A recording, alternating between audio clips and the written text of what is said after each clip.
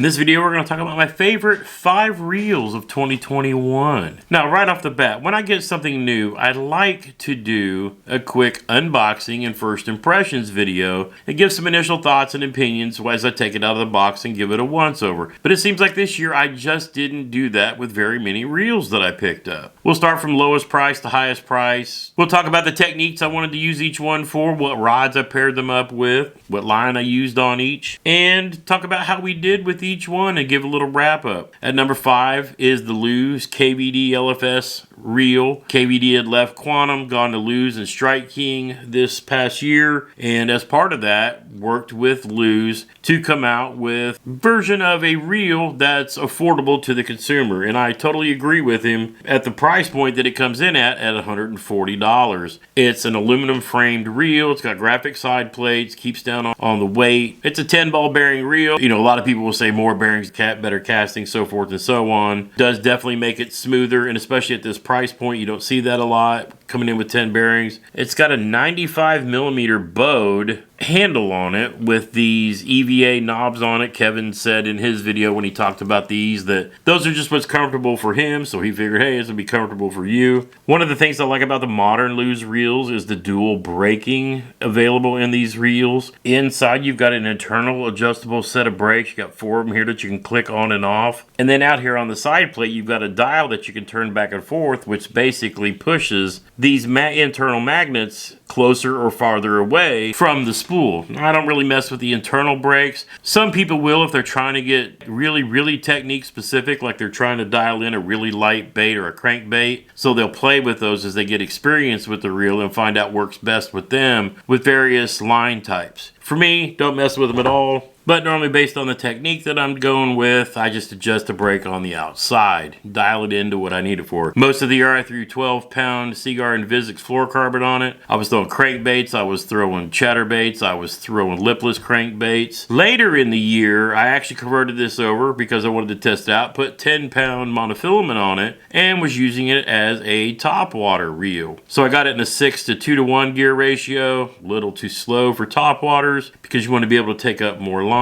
But this reel in an 8 gear ratio, perfect for topwaters. And so if you're new to fishing bass tournaments, you need a bunch of different, technique specific rod and reel combos. These paired up with the several different rods that the KVD and Lew's released match up perfectly for these reels. So you can set up a bunch of very affordable tournament angler combos and have a really solid reel to compete with all year long. This was really a good reel, and I really enjoyed fishing with this reel all year long. It actually caught me my biggest bass of the year. Not that, I say that reel has everything to do with it. It just goes to show that the least expensive reel that I threw this year caught the biggest fish of the whole season, which is pretty awesome. One of the other features I really like is it comes with a quick lube port. You just take that screw out right there, pop you a little bit of that Lew's grease in there, wind it around, boom, you're good to go. Sometimes you drop reels in the water and they get wet inside and you have to shake them out. But being able to get to that big gear through this port with the grease, really helpful. Another thing I really like on the front of this is a pull-out hook keeper. And I like that because a lot of rod makers are going away from permanently mounted hook keepers on the actual rod. Sometimes in front of the reel, sometimes further down the butt. So if you've got one of those newer rods that doesn't have that on it, boom, you got one that flips out so that you don't have to take and hook it over. You've basically got a quick access stowaway for your hooks. That's pretty slick. And when you're done using it, boom, just close it down. So all in all, this was really a great reel.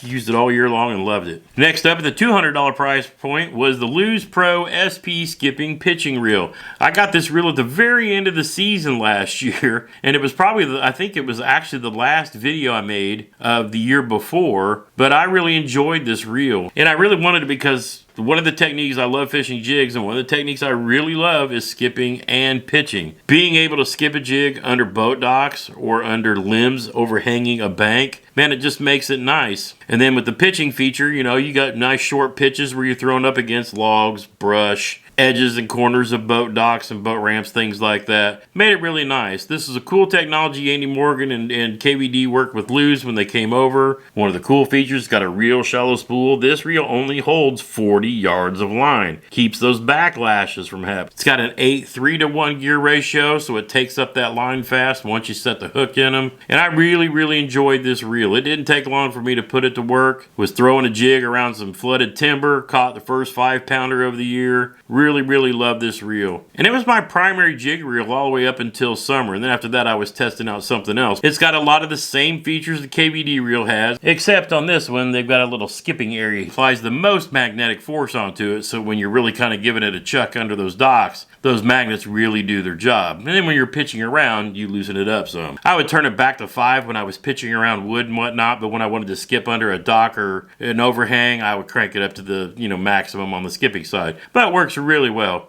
Same bait keeper, same grease port, things like that. Now what sets this one apart from all the other Luz reels is this real shallow spool. Notice there's a cutout there for you to tie your knot to. Notice that groove there, and that's where you wind the line to cover that knot. And the reason that the spool is so shallow is it reduces the chances of that line coming from the spool up through the rest of the line. With only 40 yards, greatly reducing the chance of backlashes, especially when skipping. Now it's funny, when I did the initial review on this, went out and tested it out, was throwing it under some boat docks, had a lot of people tell me that they didn't have an idea that somebody could skip a jig while sitting in a kayak. And then when they watched that video, they were like, oh man, wow. But I used this reel for the first half of the year, basically up through summer, and then I switched out for something else that I wanted to test out and compare it to this. But this one made the top 5. Next up, around the $250 price range, it's really a reel that needs no introduction. A lot of people who fish, you've either seen it, but more than likely you've heard of it. It's known for that sound. Yep, the Shimano Curado DC. DC stands for digital control. This has been one of the most popular reels on the market over the last couple of years, ever since the digital control came to be a thing. So what's digital control? Well, it's a sealed computer chip inside that manages the spool when you make casts. Helps reduce backlashes. Now that's a very simplified version of how it actually works. But having that control system inside one of the most popular reels ever made, a Shimano Curado, pretty cool technology, and not bad at a $250 price point. Now what did I use this one for? I got this in a 6-gear ratio. This is my crankbait reel. No matter what size crankbait or lipless crankbait I want to throw, I use this Shimano Curado with 12-pound Seaguar Invisix fluorocarbon, and that's what I use to throw all of my crankbaits and my lipless crankbaits. Why? Well, the digital control helps with casting those baits, especially when you're casting them into the wind. Now, a lot of experienced anglers, they don't bother with this technology. I got it because, hey, why not? I wanted to try something new. I've had Curados,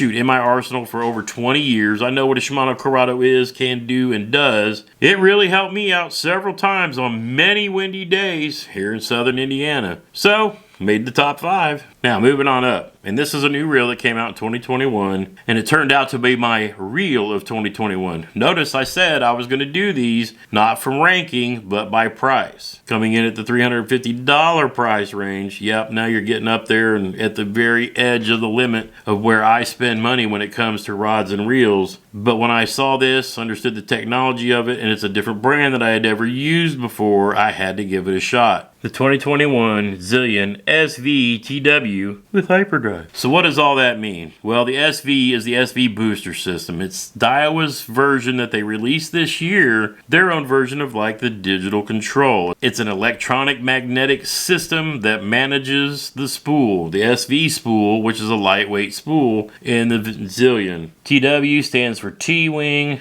a system that Daiwa came out with to give the line more room to move as it's being cast. And then you have a hyperdrive, which is the gearing system inside of it. Out of this whole year, and again, this was my #1 favorite reel of 2021, so I'll be doing a full review on it now that I've had the whole season to fish with it. And why is that such a big deal to me? Well, anybody who follows the channel knows I throw a chatterbait, jackhammer, and I throw them a lot. Probably 80% of the time I'm fishing, I've got a jackhammer or chatterbait in my hand, and that's what I'm throwing. This one's in a 6:3 gear ratio, 12-pound Seagar Invizix fluorocarbon. My #1 reel for my #1 technique for the whole season. I think they came out with these early in April, and I had one in my hands as soon as I can get my hand on it. And man, I enjoyed this reel immensely. Cast like a dream, threw it wherever I wanted it, no matter what the wind conditions were. And one of the things I really like about the Daiwas that I started messing with this year was the way they fit and palm in my hand when I'm fishing. I gotta say, I started the year with 0 Daiwas and ended up with several. This one obviously being my favorite. Look forward to a full review on this Daiwa Zillion. I beat the crap out of it, and man, I love it, love it, love it. Last but not least, the most expensive, which comes in about 380 bucks, depending on where you look, but sometimes you can find them for 350 or less. And I have a lot of experience with this reel because I picked it up in probably the fall, going into the fall of 2020. But that's the Lew's Pro TI. I got them on sale at Dick's. They were running around 350 there. They had it on a sale. I had some Dick's coupons where I think I took another $25 off. And then I had some Capital One.